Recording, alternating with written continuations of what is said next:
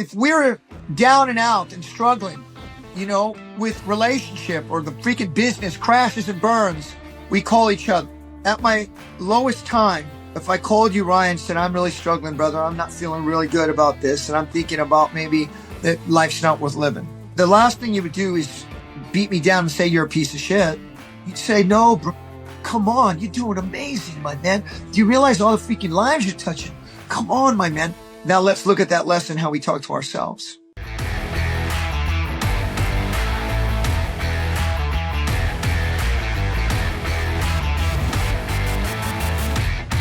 Rudy, what's up, man? So good to see you. I got to say, I love our conversations and anytime I get to see you because your positivity is infectious. You probably hear that all the time. You know what? Yes, and I'm thankful. And I look back, and I think that has been the defining factor that has made me good to great. When the chips are down, having the positive attitude to see solution-based movement as opposed to being stuck in moments of doubt, frustration, anger, which really just shuts down creativity and closes one's world. Even in combat especially, because combat goes for a long, long time. And the most difficult parts of combat are the lulls, when there is no action. And that tends to numb the senses and the brain because you've been stimulated so high, and then there's lulls. And that positive attitude, when you're feeling the lactic dump, when you are emotionally and spiritually exhausted from the difficult, hard choices on the battlefield and the carnage that you see, staying positive, staying proactive. The basics of infantry, Ryan, one of the first things you learn is improve your position always. So improve your position always. Improve, make better. Your position, where do you stand in the world? Where do you stand with your team? Where do you stand in your own ethics and values? And always, that means do it continuously. And therefore you're in a state of proactivity. You're in a state of making you and making your immediate vicinity a better place, which empowers you for success. That's actually, I know that rule, but it's actually, I haven't thought about it for probably 20 years at this point, but that's actually really simple and very profound, because I think what a lot of guys are waiting on is for the position to improve before they change their attitude. And what you're saying is, hey, regardless of what happens around you, control the controllables, control what's in your purview, fix what you can. And that way, when things happen, good or bad, you're able to respond to those effectively. That's exactly right, brother. That's exactly right. And it becomes a way of life, not a technique. My Kung Fu teacher, Chin Man Sit, he was so brilliant. He taught me basics, and he had really high-end, beautiful forms from esoteric China. And then after one afternoon with me, he says, no, Rudy, you don't do any of this. You do 4 punch, 4 kick, 4 throw, takedown defense, and you work your fitness.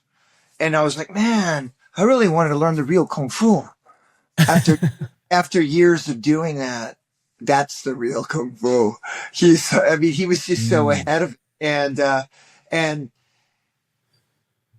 streamlining, and not just streamlining. How about this? Distilling and refining oneself, to do less many more times, to do less things many more times, is what goes from being a technique to an ability. And an ability means that you can draw upon it at any time. It's a sensibility as opposed to a technique. And that goes into training as well. It is a sensibility. I don't count sets, brother. I mostly go by time, and I go by feet. And I know, because I know the system, when I am breathing so hard and then I break through the care of being exhausted that you hit this new overdrive and slipstream. And I look at doing that in every aspect of my life. There's a quote.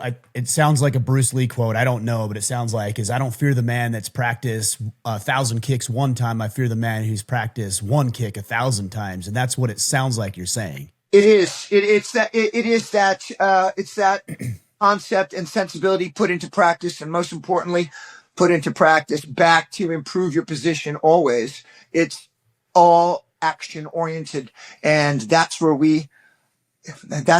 how we change ourselves, brother. Action oriented, How do you, okay. So when you said you don't go by reps, you go by time, you go by feeling.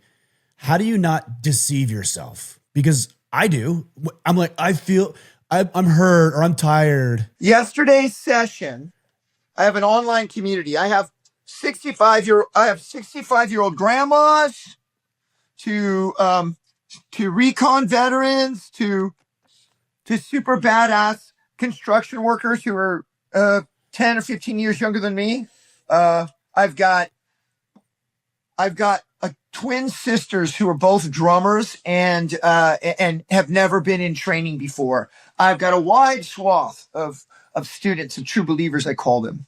So our session yesterday was 20 rounds, 1 minute rounds for 20-second recovery in between to change over to your next exercise. I pick four bomber tasks.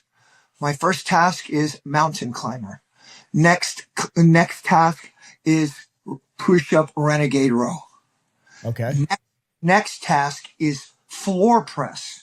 Imagine on your back with my 50s center mass bells, glute drive and press. Back down, hit the deck, glute drive and press. Down, glute drive. That's the third minute. And then the fourth exercise is handstand plank, down, up, down, up, down, up for a minute. Brother, you run that 4 freaking piece circuit 5 times with no rest between. Trust me, you cannot be deceived. You will be on your ass and you will have to find a way. And now for some of my beginner athletes, I've taught them how to modify. But the mere volume of big body movement, and how about I've trained and instructed these true believers for a few months now, where we do tutorials just on technique. It starts happening by throwing yourself into the deep end. Just like when I went through selection with Recon, being in that deep water, and I was I was a recreational swimmer at best. I had to do or die, brother. And so and it's so interesting. So my BFFF out here, and you might have met him at Winter Strong a few years ago. Do you remember my buddy Dave Passanisi from St. Louis? Him and Mike Diamond. He's a red-haired guy. Whenever you see me in that awesome garage gym out here on my videos, that's Dave's place. Okay, got it. Ropes, where we're doing the rings. That's Dave. He's one of us. He's like us. His clients, he has some of the finest, most powerful, wealthy, beautifully committed clients here in St. Louis. And he is now a trainer with you've seen me train on a trailer out in parking lots. That's his stuff. He saw Sorinex, and Dave and I used to, we still train outdoors. When I was trying to raise little Dylan when he was 2 years old to 5, trying to make it happen. I didn't do a very good job. The only way I could get time is that he would drive with his truck to the parking lot, pull out the rubber block, slam the mace, heavy freaking slam bowls and double kettlebells, and we'd get down. So that was his concept to build his mobile training, his Optimus Prime of fitness, right? And because we love to train out in nature, we in the heat and in the cold, and so on and so forth. Well, his clients, Dave tried to help me out as we were just starting this new Radioactive business online, and all of his clients said, "That guy looks a little too intense." Yet these people, Ryan, my especially my women, my 65-year-old grand lady, Her name's Katie. Horses, dance, a teacher, magnificent human being. I give all of these clients the credit as human beings that their bodies will adapt, their minds will adapt, and there's no way to become great and integrated in your mind, body, spirit, and to become that athlete of the world without hard training. So I give them the respect that we are not doing Zumba or we're not doing P90X. I'm taking you with me in the deep end. I'm showing you how to modify. Our sessions go sometimes for an hour and a half online. And by the mere volume of big work and me keeping the pace high, that boxing timer, I have a boxing timer. It's the best piece of kit. You just dial in the rounds, dial in the length, and then dial in the rest. The ultimate session that I do with my buddies Marcel and I've done with Dave are 23-minute rounds. Right. Short, but high intensity. Yes. 3 minutes of squat clean press. Grab those 50s and do that for 3 minutes. Next set, rope for 3 minutes. Next set, chest press for 3 minutes or push-ups. And then last set, flutter kicks or an abdomen exercise. So it's, again, a circuit of 4, 5 times through. Dog that last circuit of squat clean or hang clean press for 3 minutes. That last one. You're having spiritual experience as you're walking to the weights. You're already having a spiritual experience. And you know that you are doing battle with dragons as you just get it into position to hoist. And it just creates, obviously, look, I'm not the biggest guy, but it creates a sound mind, body, spirit. That's how I make sure that there is no sandbagging. And I listen to my favorite music, Ryan. I listen to my favorite music. It becomes so soulfully inspirational to me. And I know I have teammates and my true believers are there with me. How can I do anything but reach for the stars with them? You see what I'm saying? I bring all things to bear to do it. That's what I do. I mean, that's powerful. I actually went on a hike yesterday and I stay what I thought was pretty fit. And, you know, I train 4 to 5 days a week and I do mostly strength training. But it's very paced. It's very cadenced. It's not high intensity. It's strength training. And I went on this hike yesterday and man, she ran circles around me. I got you. Bro, it's the elevation. It's the uphill. Like my muscles did fine. Like my legs were fine. No issue. It was the cardio, man. I was breathing heavy. I was huffing and puffing. I'm like, okay, I gotta do something different because my health and wellness is not well-rounded right now. I'm with you, brother. The wind is everything. Conditioning is key. I train conditioning. That is the bread and butter of what I bring forward to my true believers and to anyone. Because as we age, especially, it's the conditioning that is harder and harder to keep or to recreate. Many of us men, especially, because it is in our nature to get bigger and stronger. If you think about our primal nature, well, the conditioning, the wind, the ability to bring oxygenated blood to the tissues, to break into lactic threshold and now dumping lactic acid and still continuing on. This is probably what's kept me so young. I'm 54. I bet this is part of the reason why my skin and even my hair, I don't have much gray. I am sure that it is the extreme upload of oxygenated blood moving to the tissues because big body athletic movements require a gestalt. It's not the typical splits of bodybuilding which work for building the muscle, but will the muscle work under duress, load? And I think that is, again, how combat has informed me and recon has informed me as a human being.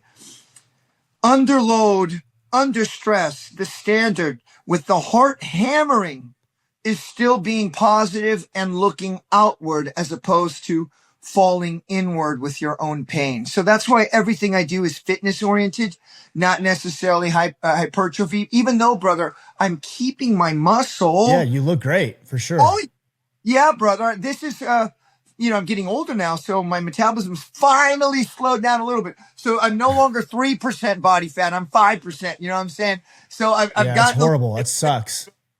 So, conditioning is king. And if you can embrace that freaking kernel and that element, if you can masticate and chew on it and swallow it, and conditioning becomes your mainstay, holy moly, brother. How about the confidence it gives you?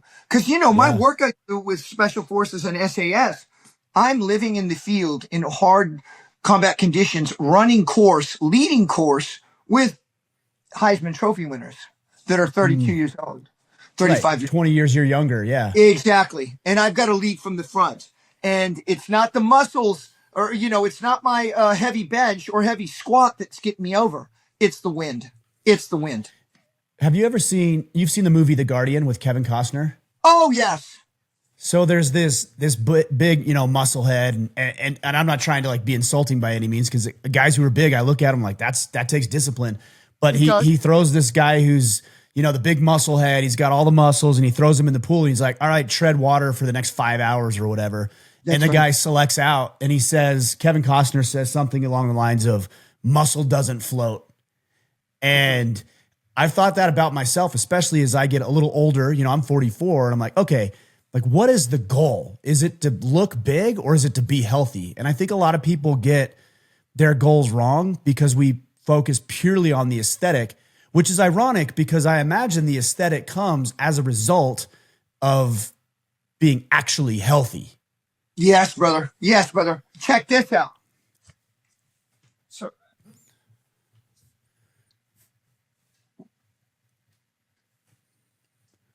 So everywhere I go in the world, everywhere, I always bring my swim paddles. I still swim as one of my disciplines. I'm going to get into my approach to training. So these are my paddles. And so you freaking go. This is how you get that lat spread of these delts and wind, because in water, you can't breathe when you want to. Think of the switch that you're creating in your brain and in your body, in which you are enduring work with no air except for half a second when you turn your head and you power breathe. And then you're going. Brother, the swimming. Once I was taught to swim in recon and became a combat diver and a combat water rescue swimmer, my buddies and I went up to San Francisco for fun on a Saturday in 2001, shortly before I got on ship when September 11th happened. And we swam from Alcatraz to the freaking little tiny beach and then ran across the bridge and back. Once I learned the skill of swimming, because it's so counterintuitive and we've got thick legs. Remember, we've done our work at Sornax and, of course, at Winter Strong. We've got thick, strong legs, glutes, hip flexors for bearing the weight and hunting and hiking. Well, these legs, if you do not know how to push your buoy, your lungs and your chest down in the water, those legs drop. And now you are swimming this way. Incredibly exhausting. And then eventually you will become fatigued and become a water casualty. You must push your chest down and have great form with that high elbow as you reach, and have baby flutter kicks to keep your body position. I believe by doing this, brother, it's an aesthetic, it's an art form. I believe that by doing this kind of work, gymnastics, swimming, elements of fitness and athletics that challenge the body challenge the brain by how the body is existing in space. It is going to stave off uh, our what do you call it, the um, um, Alzheimer's, all of the brain degenerative diseases, the brain fog, all of that. We are still utilizing the synapses in the nervous system. That is why I still practice martial art. That is why I still practice my kicking. I always high kick to keep my mobility and to spin, because in spinning, to have the proprioception in the brain and nervous system to know where you're at, to swim, to do my climbing, it is putting the mind, the brain, the nervous system in a dynamic environment, which helps stimulate. And this is the health. Look, we're getting older. Can you believe it, brother? I'm 10 years older than you, and I'm still doing this wild ass shit. I'm still doing that wild ass shit. Zooming at 40 miles an hour in the boat, leaping to the helicopter. I'm still doing all that wild stuff. And it's got to be from that muscle, brain, nervous system, spirit connection. So that's why I do these kinds of things. These are my three elements to my my training. First, work capacity and work rate. So my big bomber circuits, elevator heart rate and continuously moving and challenging the body, building muscular strength, but also endurance. Next, skills. What skills am I running? Is it kickboxing skill? Is it swimming skill? Is it rock climbing skill? Is it shooting skill? These are all skill-oriented things, because without training these skills, they go away. And then the last one, muscular strength and joint strength. So on those days, I'll be doing ring muscle ups, really strict, locking in the stomach, bracing the core. You know, it's not a vacuum. It's not a vacuum. It's called bracing. This is called bracing. What would happen is when you're wearing a weight belt, because it's tight, you're bracing this area. That's why they wear weight belts for the squat and such. I practice actually bracing when I'm doing my gymnastic. And that brings in the glutes, hip flexors, quadriceps, calves. Sometimes my calves cramp when I'm doing muscle ups. My calves cramp. Not my lats, not my shoulders, not my biceps, not my forearms. My calves, because I have to point those toes so tight to engage the glutes, which is engaged from the stomach. So those are my days. So it is work capacity, skills, and strength. And I will do that depending on feel. Normally, strength at my age is the last thing I really need, because I've been doing this for 45 years. It's normally the other two. And the VO2 max and work rate is the stuff that if you don't do it for 2 weeks, holy moly, you're sucking buttermilk and it feels like you're starting over. You feel like you're 12 years old on your first freaking 2 a day in football. That is no doubt. It's so frustrating because you could spend 6 months just rigorously training your body, getting into shape, and in 6 days you'll lose it. I'm like, that's not fair. That's like when your mom or dad said, well, life's not fair. That's one of the things.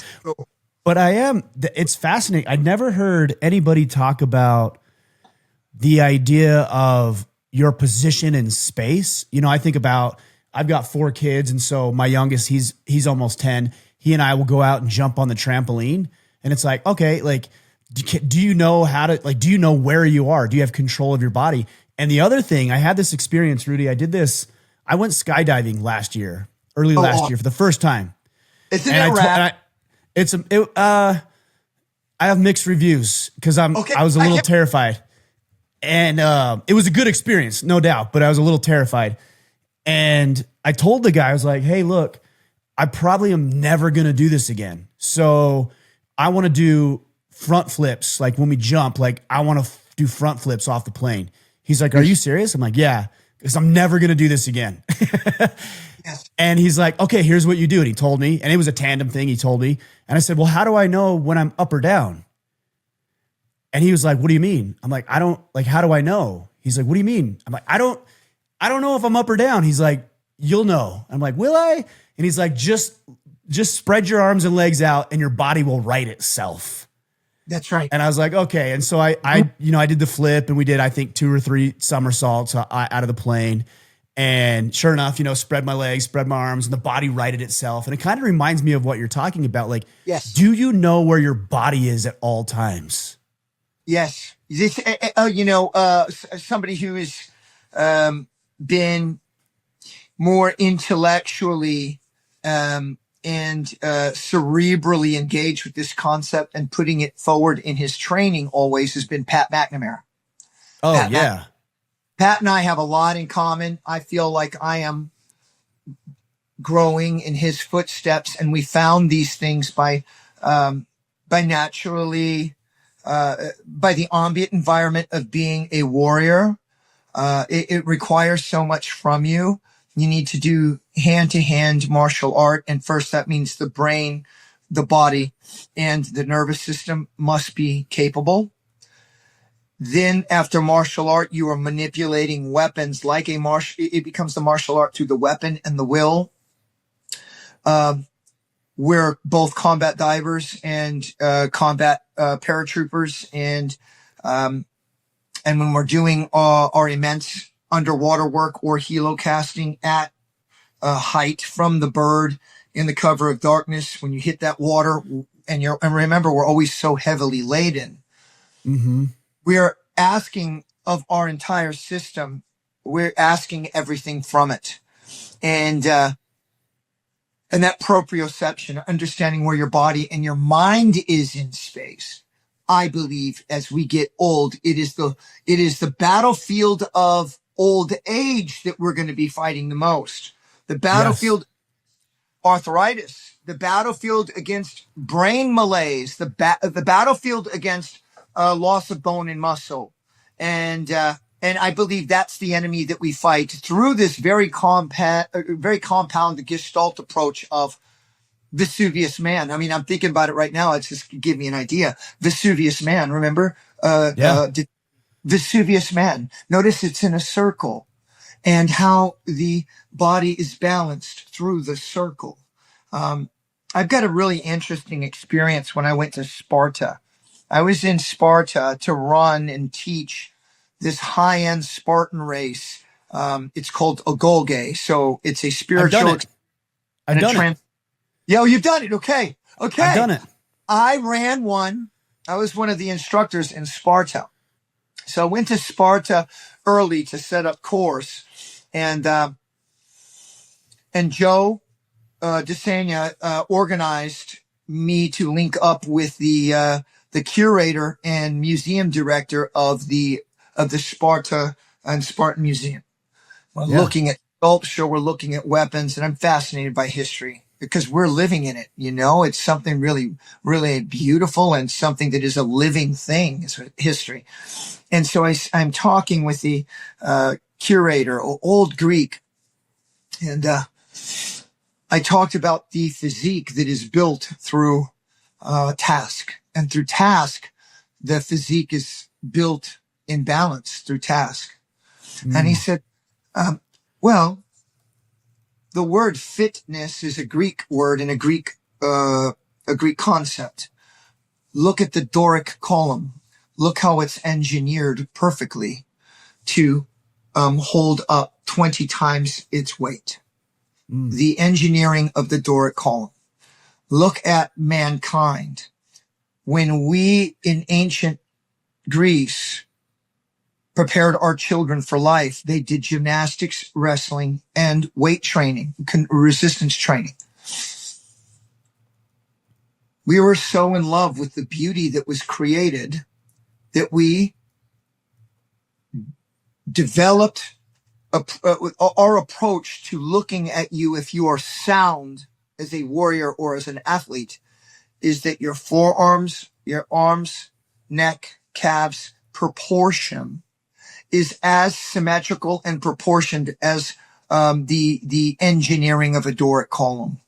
And fitness, the term comes with how the parts fit together. And if they fit together in balance, that means that your athletics are true and that you are true, that your proportions and how you fit together shows that with how you fit, you can do any task.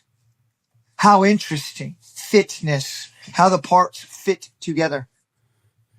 That is interesting because I often think, as you were saying that, and I'm taking notes, and that's why I'm looking at my computer here. And I pulled up a quote. I actually wanted to share this quote, and you've heard this, I'm sure, before, but this is from Socrates. He says, "No man has the right to be an amateur in the matter of physical training. It is a shame for a man to grow old without seeing the beauty and strength of which the body is capable." And as you were talking about that, I can't help but think that we have become a society of specialists. So you look at the Olympics, for example, and you have the Winter Olympics, and you have figure skaters, and you have skiers, and you have shuffleboard, and you have all these different skills, and people have become specialists. But I think for I don't want to say ordinary guy, but the everyday man, I'm not sure that specialization is the most effective way to go about our lives, because it demands so much more than just blocking a 300-pound defensive lineman or, skating on thin blades of metal and doing backflips. Life's different than that. To your point, brother, man, these are the concepts that I wrestle with and embrace every day, every single freaking day. Nature has taught us. Observation has taught us. Over-specialization leads to death of the species. So, what do you mean? When a animal or plant becomes over-specialized and cannot adapt to the dynamic changes in the environment, they die out. Interesting. So to your point, over-specialization does exactly that. Let's look at all those super high-end over-specialized athletes. By the time they're my age, the repetition specifically in one area, their knees are gone, their elbows are gone, their shoulders are gone, their back is gone. Something is gone because of that. The skiers, the knees are gone. The boxers, the head is gone from impact. The rigorous requirement of excellence in one place. There's no way that the body can take the stress over and over in one specific area to be from good to great. Look at the shot putters, the hands, the wrist, right? Just the one. Look at the tennis players. They only really use one arm, elbow, shoulder, rect. I mean, they call it tennis elbow, right? So obviously. Yes. Oh, those baseball players, brother. I imagine the torque it takes to be world class there. You know what? When I started coaching my clients, I started with wonderful people in Rancho Santa Fe, and they were horsemen and golfers. They were wealthy, and they loved me, and they plucked me out of the ethers of freaking combat after Fallujah, and they gave me work. And I started training at the most elite country clubs in the world. Then I traveled around the world with my clients. I noticed that the most damage and the most pain, the people that were in the most pain that I had to do so much corrective combat yoga exercise for were golfers. And really? That's not a combat sport, yet they were wrecked more than MMA guys because of the torque and twist in one direction. The constant torque and twist in one direction. I don't know. You might be too young to remember Way of the Peaceful Warrior. Did you ever read that? I have read that, but it's been 30 years. Very long. Yeah, it's been a very long time. Yeah, Dan Millman. Well, he did a book also after that. It's out of print for a long time. It's called Warrior Athlete. And very similar to the Chinese approach. In Chinese Kung Fu and martial art, and the best thing about Kung Fu and martial art is the health. It's not the fighting, it's the health. You do everything, both sides. So, as I fire that right hand, I fire the left hand. Everything is balanced, both sides. Everything. Kicks always both sides. Everything is balanced, both sides. Because their approach to the world is that yin and yang. Because in truth, it's inescapable. So taking that to another level is that all movement is balanced with both sides. And I think that's another reason, Ryan, why my health, longevity, and symmetry is quite good considering all the damage I put myself through in sport and in combat. I mean, not to mention the cognitive ability that comes with that as well. You talked about Alzheimer's, and I'm sure we can get into the studies and things like that, but it seems to me that somebody who continues to exercise their brain is That's somebody right. who's going to be less susceptible to brain, this is not the right term, but brain atrophy. Maybe Totally. you can say. Oh, absolutely. Well, remember, we are on a system, brother, that over time degrades. And yet, sometimes I get insecure because I'm still competing at the highest level in entertainment, which is the hardest and most difficult arena to compete in. It's so difficult, brother. First of all, it's so difficult to make it there. And it was by grace of God that I ended up in this business that I didn't even know it existed. I thought it was just like artists got together. I'm not from California or New York. How would I know that it is an entire business and it's an entire industry? I had no idea. And then when I get in and then I get a foothold, and from that foothold, now I've created a beachhead. Now I'm into the hinterland. I've had my 5 seasons. This is coming up to 5 seasons on Special Forces. I've done 9 for SAS. I do them back to back. I'm working on a new thing with another really big network for my own show. To stay in the fight, mentally, physically, spiritually, and to have that energy and be able to walk into the most dangerous rooms in the world. Why? Because you are being perceived and absorbed absolutely as a resource only, absolutely as a commodity with the conscience. The difficulty to do that is very hard, brother. They're not the industry powerhouses that I work with and work around are not exactly like us. They don't have our mental and emotional and spiritual framework. For How does that sit with you because I know you, I watch Special Forces, me and my oldest, we watch together, and awesome. I see you, and it is you, but also it's not totally you. It's not. It's Sergeant Reyes. It's Sergeant Reyes. Okay, great. Good. I'm glad we could talk about this. Yeah, it's Sergeant Reyes, but you can see also, I'm sure you've witnessed it, that the whole me still wants to come out and comes out sometimes, the whole me. And I can see a level of empathy that sneaks through that you wouldn't like exactly think should or is supposed to, but I can see it. Yes, it does. It does. It always does, because that's who I am. And also, I remember when I was going through my very difficult trials and how alone it was. And it's never far from me. It has informed me, and basically in my cellular structure of trials and tribulation and selection. And we go through many selections in life. On Special Forces and SAS, I'm Sergeant Reyes, and I know to be the most benevolent and to be the most humanistic and empathetic. Benevolent and humanistic, not empathetic.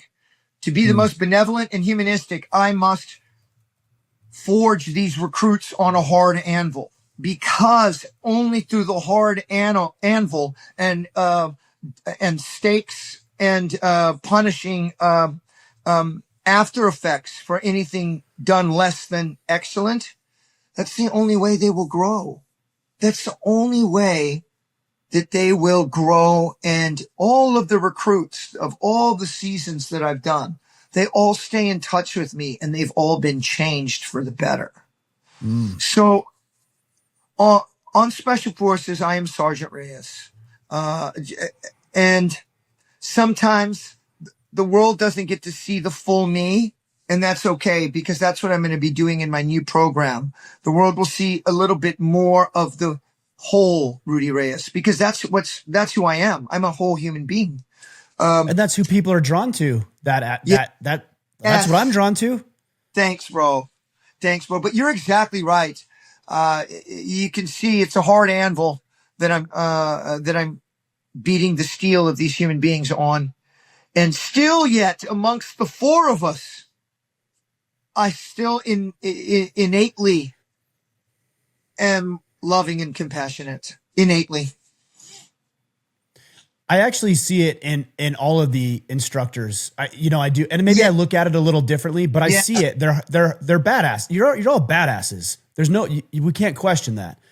But I see a little bit. I had an experience in 1999.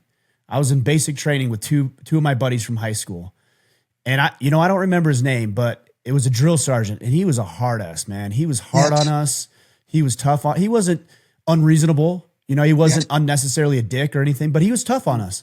And we graduated basic training. We were about to head out to AIT, Advanced Individual Training, and he came up to us, and it was cold. We were in Fort Sill, Oklahoma. It was cold, like maybe December or something.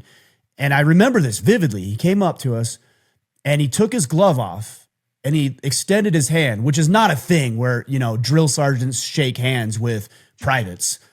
And he extended his hand, and I shook his hand. He's like, "Hey, I just want you to know." He said this. I'll never forget this. "I was a hard ass on you guys because I love you guys." That's right. That's right.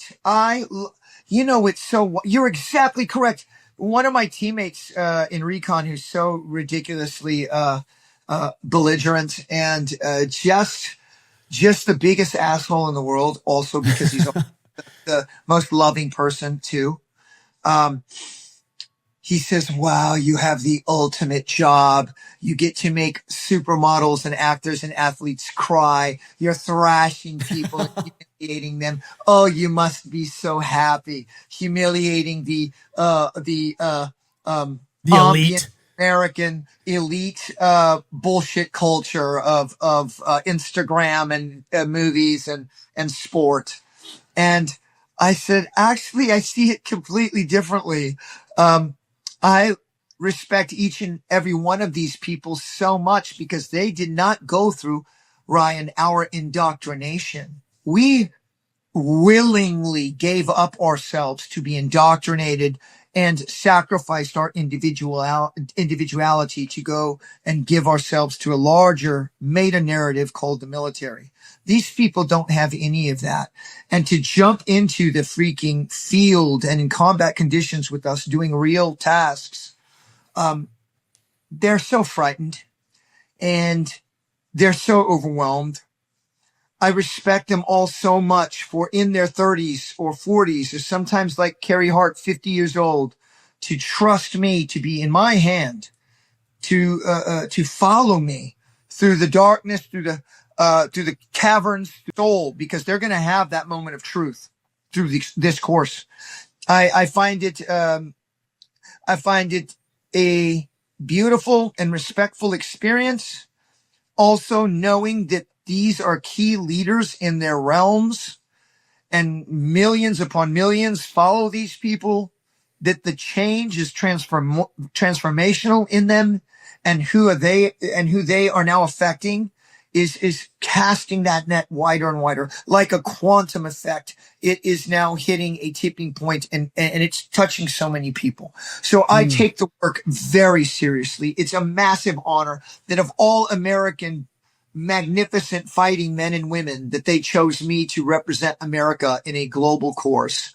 It's not lost on me what an honor it is. And that is why I give myself to it with everything that I have.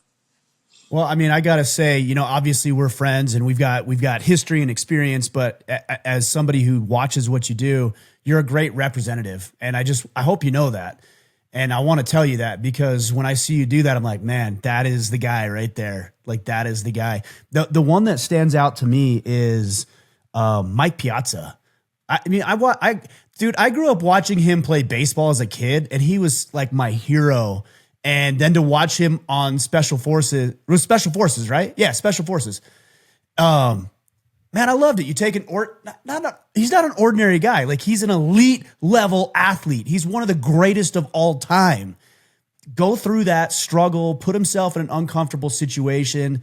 I love that season. That was a great season. It was that first season because remember, the Americans didn't know how it was going to go. And it's a British production. know what we Right. do is excellent, but the Fox executives were there on scene at all times, right? Because it's production, brother. It's $70 million, $100 million production. There's a lot on the line, and that Piazza, when it got to the milling, the boxing, the fighting, he fought 3 dudes. He was in the spirit world, and we'd already been crushing this crew for freaking 10 days. His eyes all swollen up. Remember, he got smashed in the gas chamber just before, and he's out there on the freaking razor's edge, letting it all hang out, and he's a world champion and respected and loved around the world.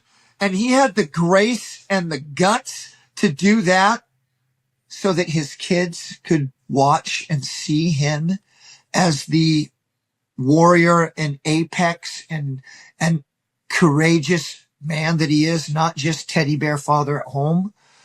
It was absolutely fantastic, brother. How could we not? Us DS, the directing staff, we're moved by our recruits as well. We're moved by them. You see us back channel when we're in the hooch. We're cheering them on. We're cheering them on.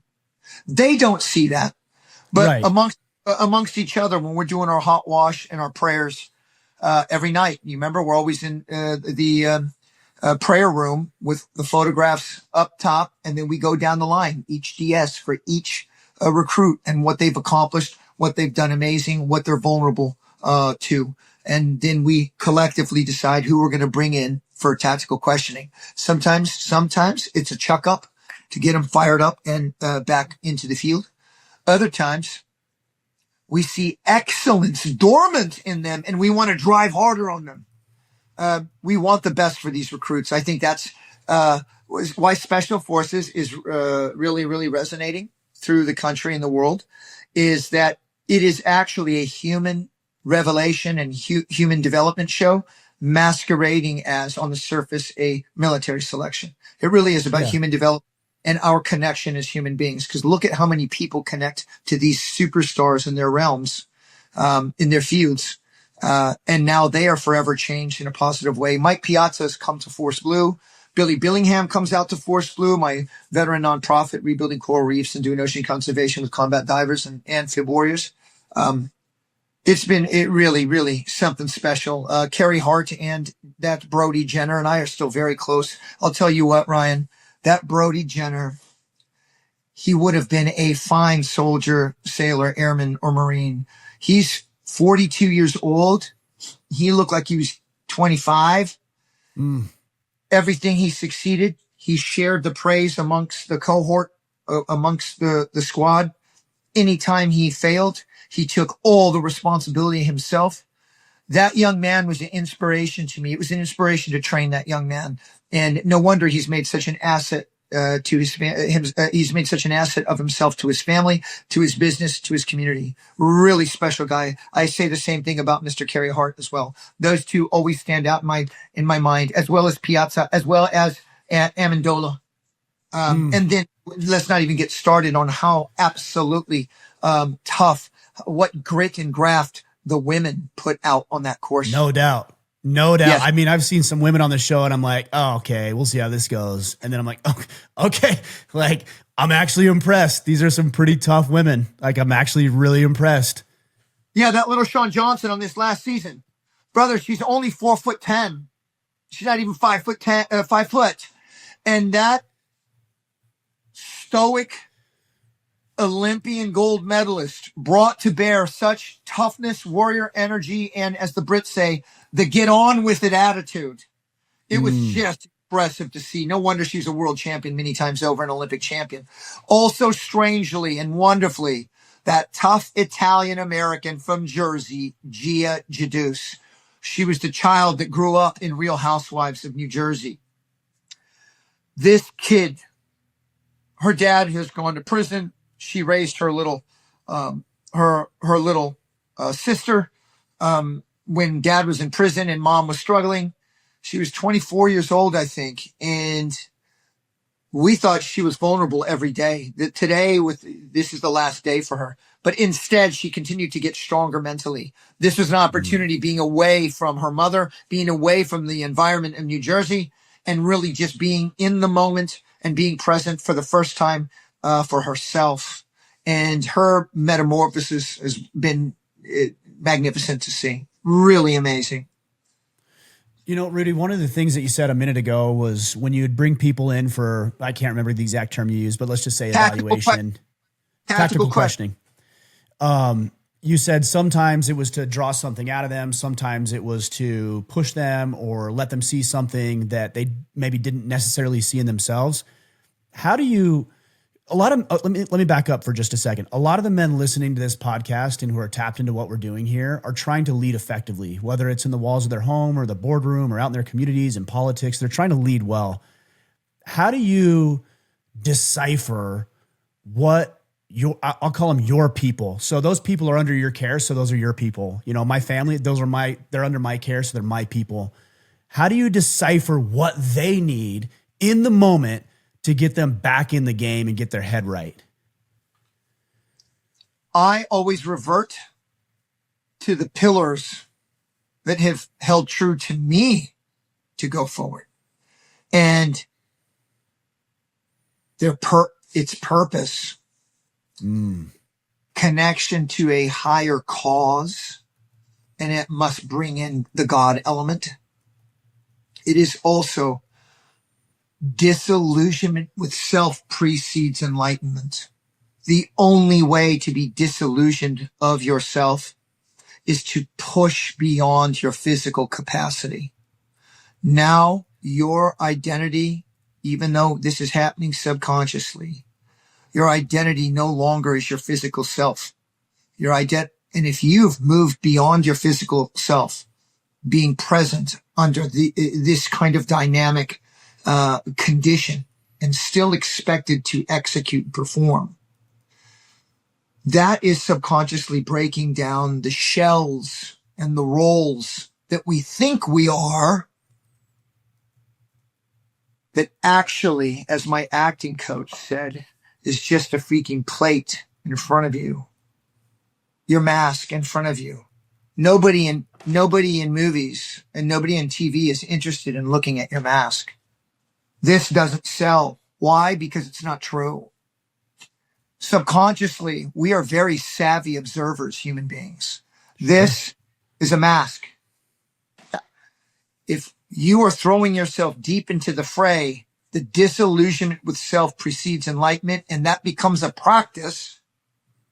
Now we are pursuing truth. And if we're pursuing truth, you and I, Ryan, we will easily be able to navigate and decipher what our people, what our family, what our kingdom, what they need from us.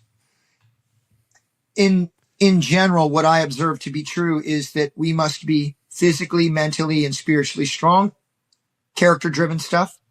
We must constantly improve ourselves with work and money and business, which has only been new to me in the last 5 years, because with resources do not have a ethic, a code, or a spirituality. They are simply energy blocks.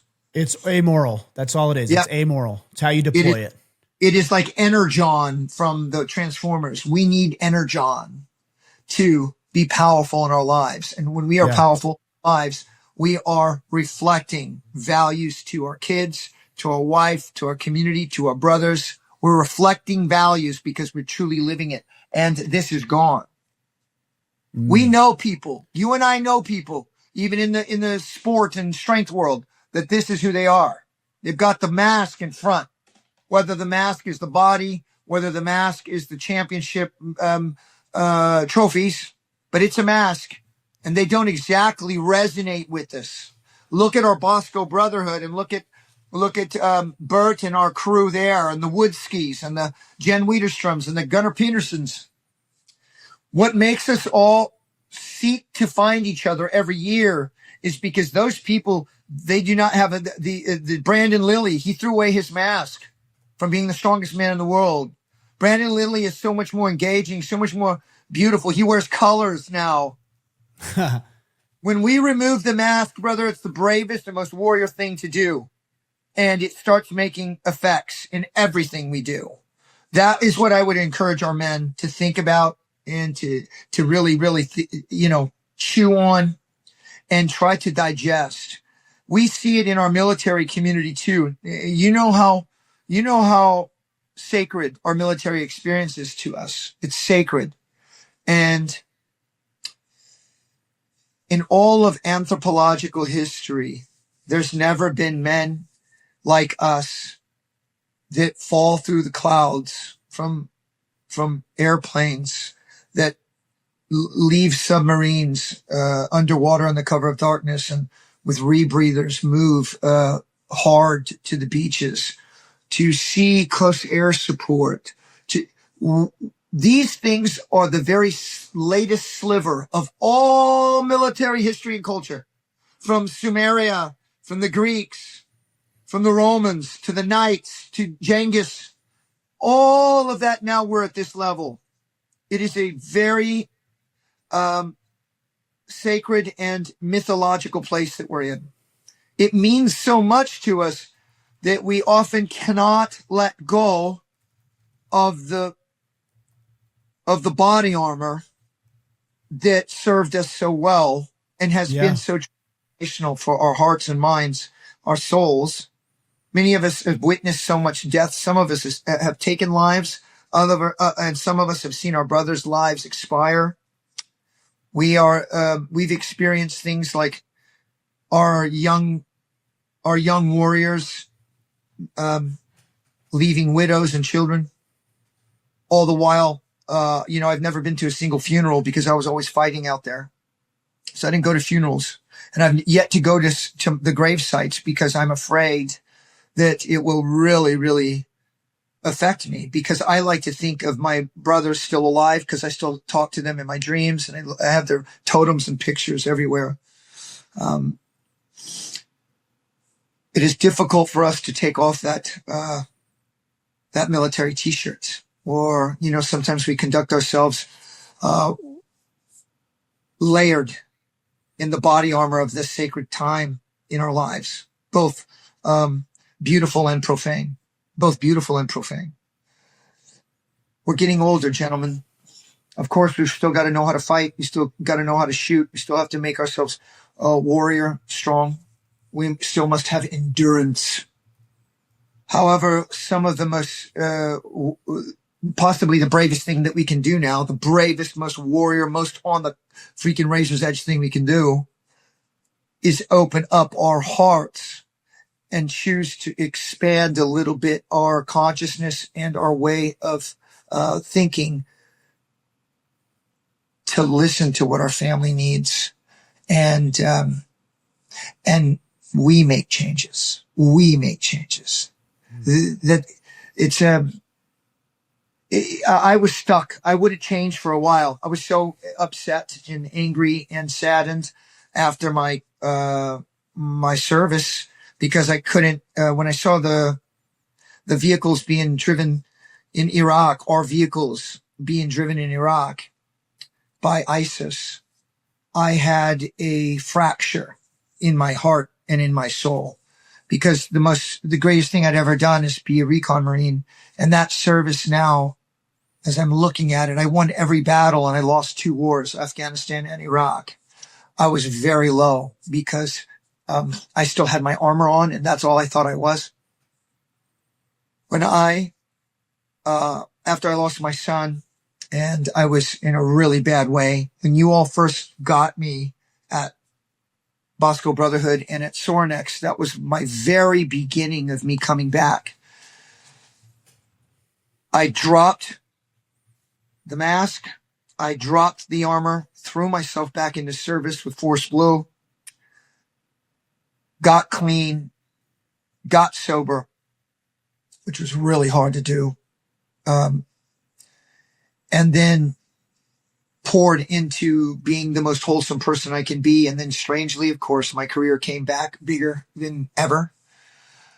I now have my son in my life. I live 10 minutes from him. I go to all of his games and spend time with him in his grandparents' house, and he and can take care of him, and he can do whatever he wants with me. The family has been healed. I love Pamela and her husband. Chad, their 3 children call me Papa Rudy. They don't call me Uncle Rudy. I am part of the family with Dr. Carlos and Grace Yu. It has come full circle because I was willing to put down the armor. I was willing to put down the mask of Sergeant Reyes. I was willing to put down the mask of anger and sadness at the confusion that I was not perfect in the warrior transition. And now I've never been better in my life, brother. This has been the best Rudy Reyes to ever exist. Not in my teens, not in my 20s, not when I was a commando. No, those were elements that have brought me here. I'm the best I've ever been now. So we men out there, especially as strong guys, remember, the strength needs to be for the family and the community, not an armor or a face to keep the family and community away, to keep society away. Let's inform ourselves to be as courageous and have the character to truly lead from the front in the frontier of life, which now as we're in middle age, is emotional and spiritual intelligence, is fiscal intelligence, is the hard-fought disciplines to keep the system, horse, saddle, man, at high optimum so that we can continue to make change, protect, provide, and empower for the rest of our lives. I feel that we're just getting started. I feel that I am in a new chapter of my life, and this chapter I am going to bring to bear even more vigor, even more insight, and I know where I'm going now. And let's say I don't. Let's say I get lost. I'm not worried because the headlights on my vehicle are high-tuned and see far. And wherever my headlights hit, I'll be able to see where that road goes. And I'll be able to get right back on that road. I'm not afraid of it. I'm not afraid of a damn thing anymore. I know you will, man. And I'm so glad you're talking about this because I've seen, you know, like even the military, just to talk about that for a minute, the capability and the power and the capability, of what we do as a military fighting force. You've seen what we've done in Venezuela recently and in Iran more recently. It's incredible. And then you see these guys come home and it's actually pretty hard, whether it's military service or just going out into the workforce on a daily basis, to separate yourself from what you do. Yeah. And how much tangible or physical value that you offer to the world. And so you think, man, if I stop offering, I felt this way. I still feel this way today. If I stop offering tangible value, whether it's to my children or my family or the people that I love or my clients, the guys who are listening to this podcast, then I'm worthless.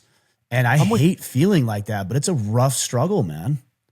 It is, brother. You know what? The samurai and all warrior cultures, to include our own, are shame-based. They're shame-based, and it's for good reason. Because if it does not hurt so bad to fail and to fall short, the lesson could be lost, and therefore down the road lives will be lost. So with that shame, the lesson is retained. It becomes a visceral experience for us to get more clever, work harder, work smarter, and bring to bear more assets so that we are successful next time. But there's a dark side to that as well. That is that what you're just expressing is that we are never enough. We are never enough. And how I'm dealing with that, maybe this is the spiritual piece, is I've accepted that I never will be enough, and that is the road to enlightenment, disillusionment with self. This is a bigger thing.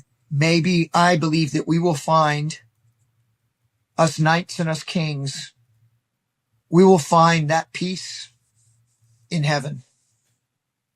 We have glimpses of it through our children and through our families and through our community when we are outside of ourselves and we are an element in a larger story. Those are the pieces of harmony and the states of grace and peace that we witness, and they become invigorating for us or fill our hearts. I've accepted that I will never be enough on this planet, because this planet's not designed for me to be enough. This planet's designed for me to quicken me, to make myself more intelligent and powerful, make myself more humble and human. And that's what I'm here to do. So if we could teach our men out there and share with them that it's all right to not be enough, because that may be the whole purpose of this existence on this realm, is to prepare ourselves when we go to heaven. And that's fine. That's fine. That's how I deal with it. Because listen, brother, the physiology, it's dying. I'm 54. I think I'm going to make it to another 50 years at least, but still, it's still only 50. And I don't think that's very long, because I look back at those 54, they went by like that. So fast. So right? fast. Right. So I hear you on that. Now, now let's get positive and proactive about that. The positive is this. Since you know this existence out here is the battlefield of life, and it's designed to attrit you and you're never enough, then damn sure let's not help it beat ourselves down. Let's empower ourselves for that fight. Let's please be mindful of negative self-talk. Let's get that out of there.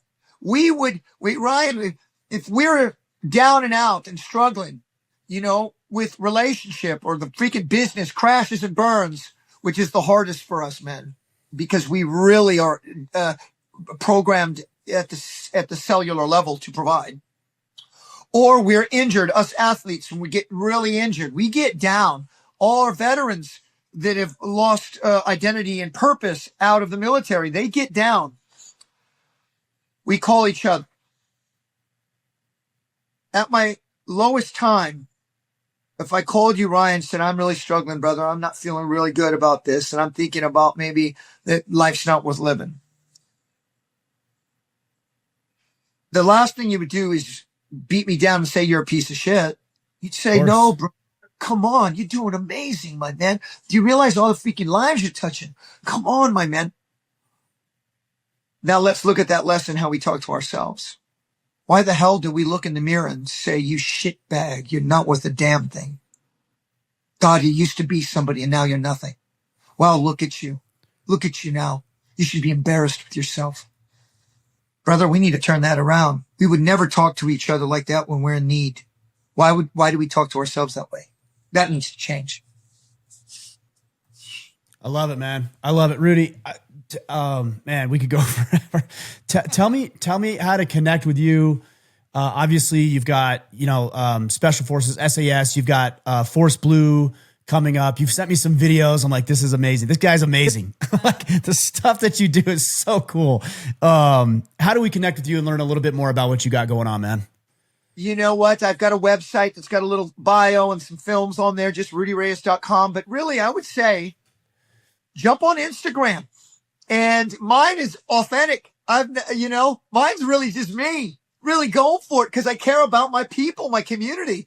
And through Instagram, I started this online training business. And you know what? My prices are? Are you ready for this, Ryan?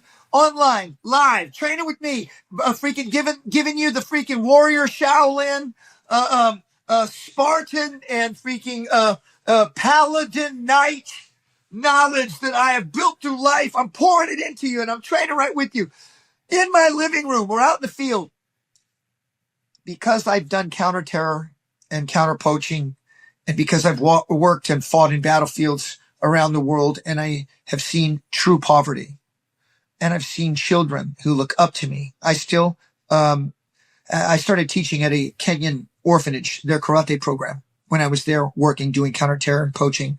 And I still support them financially to travel all around the country and the world to compete.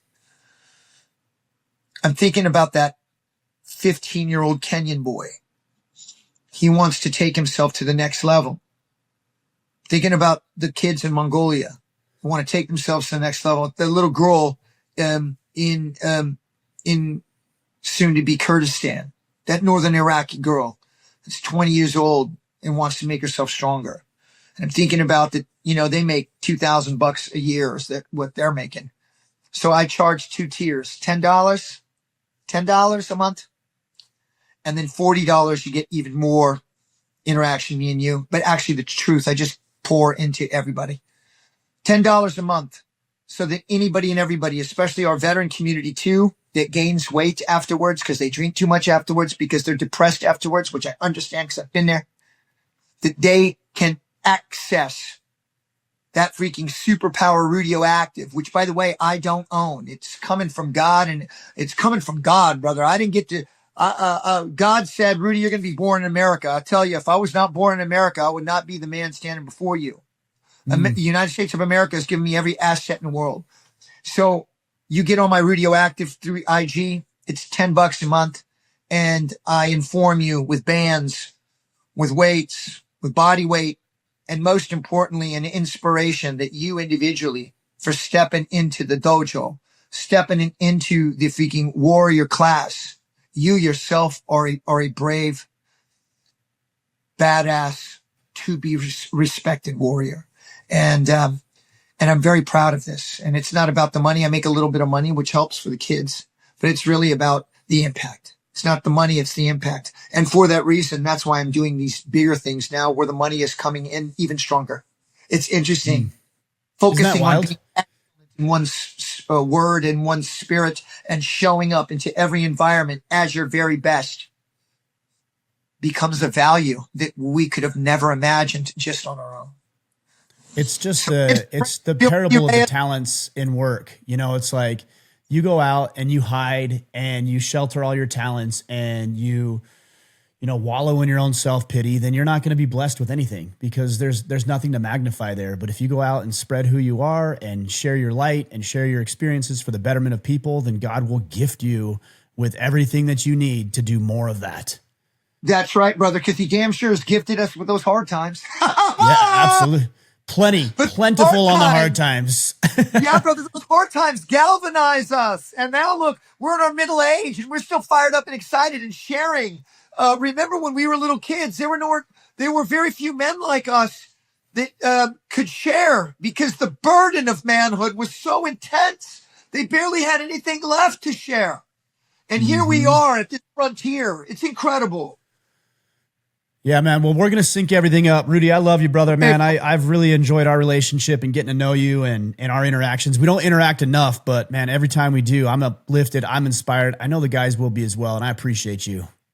I thank you, Ryan. Absolutely, brother. And remember, last thing, when you look in that mirror, the mission is that when that reflection, when you catch the eyes of that reflection, you respect that reflection. You admire that reflection and you have confidence and faith in that reflection. Do whatever it takes in life to get to that place. I love it. We'll leave it there, brother. Thanks for joining me today. Thank you, brother. We'll talk soon, Ryan. Thank you, brother.